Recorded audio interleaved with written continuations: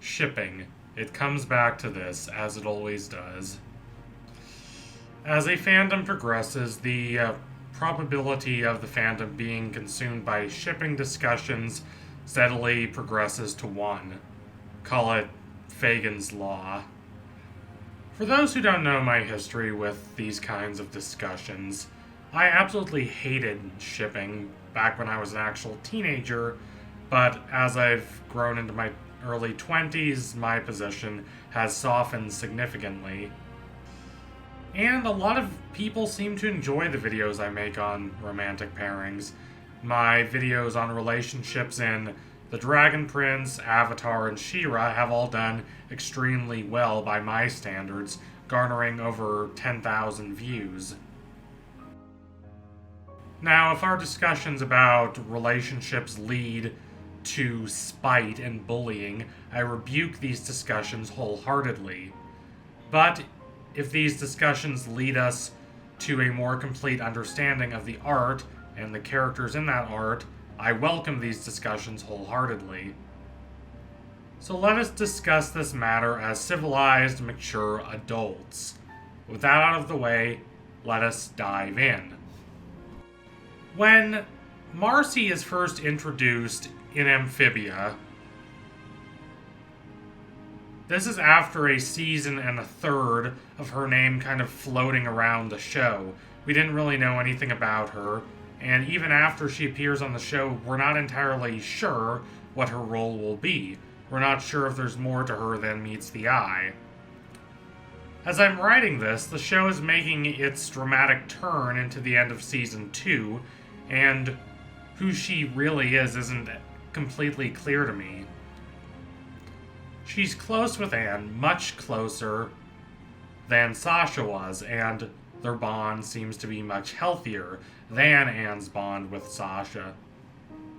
And they share a lot of scenes together. This has led a lot of fans to speculate that the relationship between these two will become romantic at some point. While I do not think this conclusion is entirely 100% justified, considering the facts that we currently have at our disposal, it is worth considering why people are coming to this conclusion.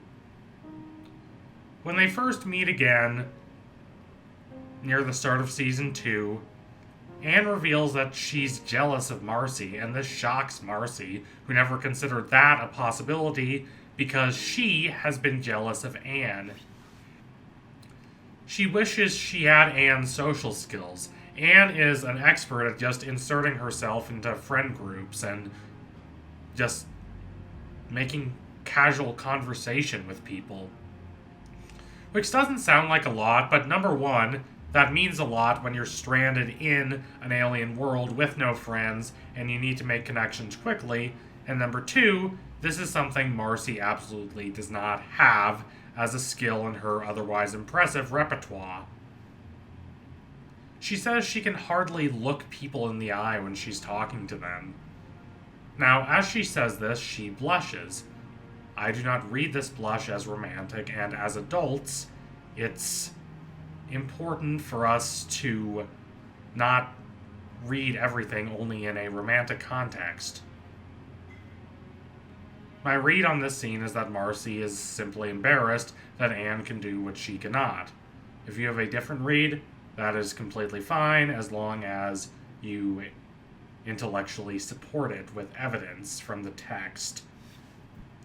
Anyway, this is how the situation remained between them relationship-wise until New Wartwood, in which Marcy tries and fails to ingratiate herself into the town, and Anne desperately tries to reveal to her that you can't force something like that. The people will accept you when they accept you.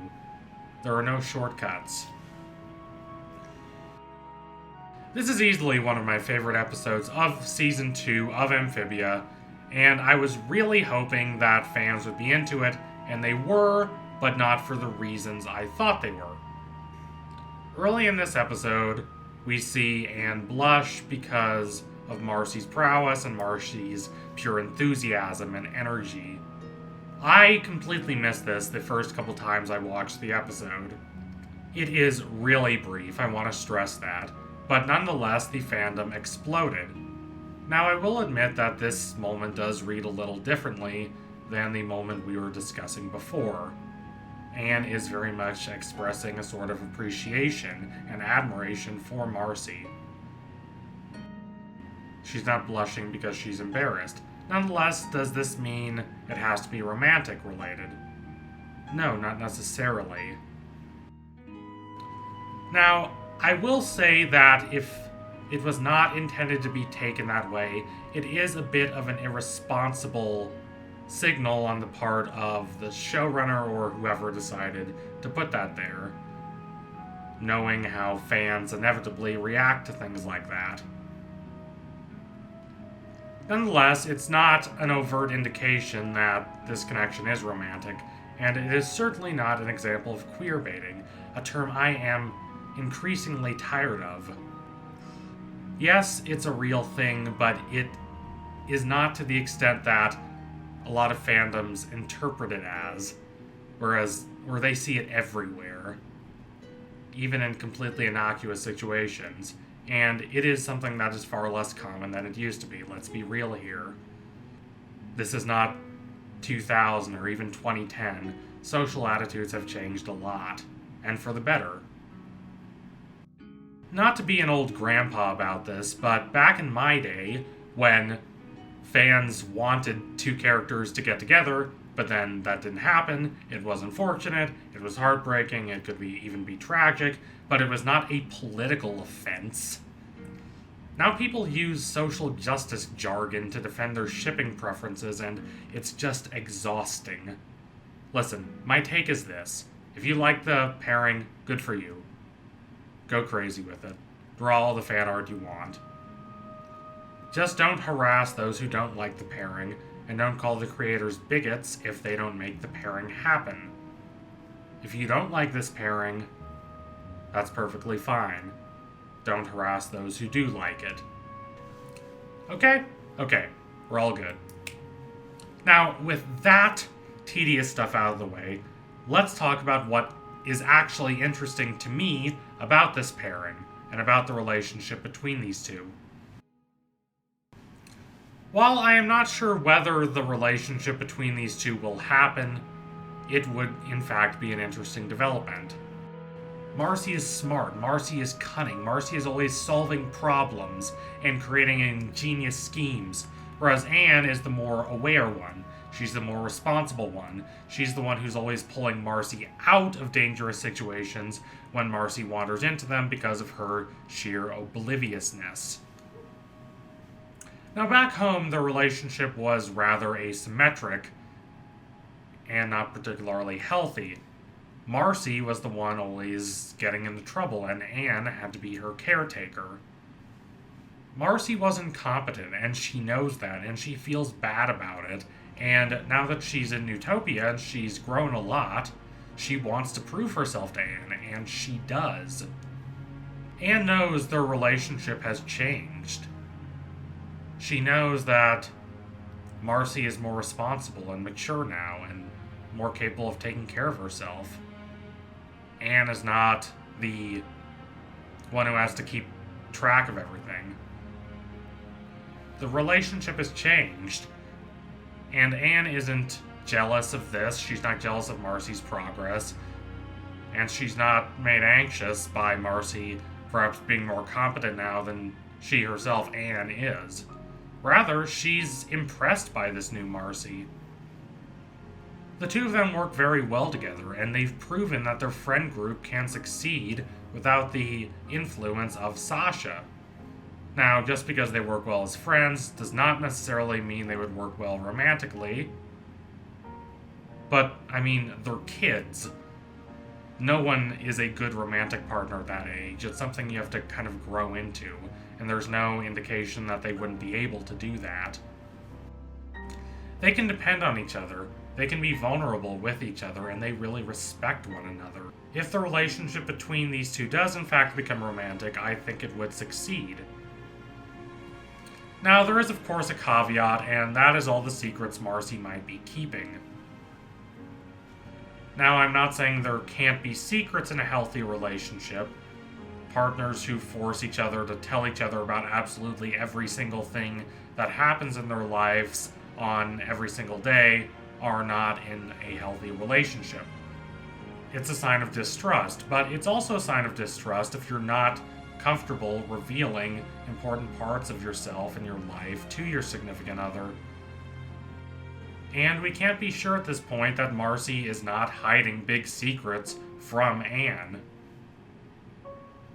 Now, Marcy is oblivious, and she might not be hiding her secrets maliciously. She might just not be aware of how big secrets they really are. But this does not diminish the anxiety of wondering and worrying about what parts of herself she could be hiding from Anne. We still don't know why she was smirking back when we saw her in Best Franz.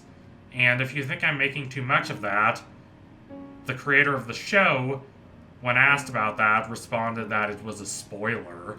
So there is something going on with Marcy's smirk in that scene, and we'll have to see how that plays out. Now, if this turns out to be nothing, and Marcy turns out to be just as sweet and confessional and open to Anne as she appears to be, completely ignore this point. It's void. But if Marcy does, in fact, have a serious secret that she has not yet revealed to Anne, that could be a major red flag in their relationship going forward. So thank you all for watching. If you liked what you saw today, don't forget to like, comment, and subscribe. Donate to my Patreon if you can and you want to see more videos like this. Keep watching Amphibia. It's a smart show and it has flashes of absolute brilliance. I can't wait to see where it goes from here, especially with the central characters of Sasha, Anne, and Marcy. Now, if you want to argue about shipping stuff down in the comments, go right ahead, but be civil about it. Don't bully or harass anyone. That's basically all. Other than that, go ahead. Go wild. Do whatever you want. Just make sure to tune in soon for my next analysis. It will be coming soon. I promise you that. Thank you all again. Adios, comrades.